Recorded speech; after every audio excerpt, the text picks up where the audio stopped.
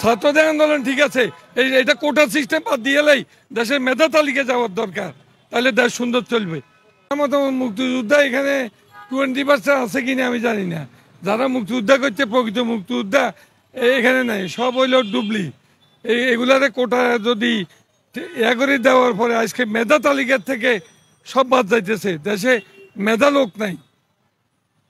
কথা বুঝুন না? শঙ্করের এটা ঠিক আছে, আন্দোলনটা ঠিক আছে যে মেধা তালিকার মাধ্যমে দেশে তারা নিয়োগ যদি দেয় তাহলে দেশটা উন্নত হবে।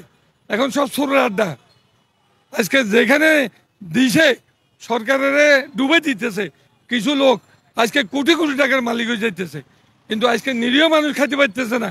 আলু 1 কেজি 60 টাকা, বুঝছেন?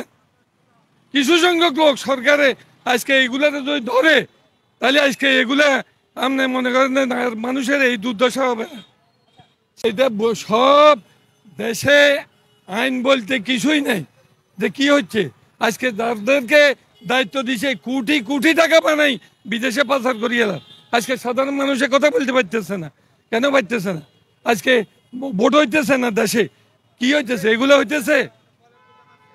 এগুলা যদি আজকে আওয়ামী লীগ থাকুক বিএনপি থাকুক সুষ্ঠু যদি পরিচালনা করে দেশ সুন্দরভাবে চলবো, দেশে আর কোনো ইয়া থাকবে না, দুর্নীতি থাকবে না।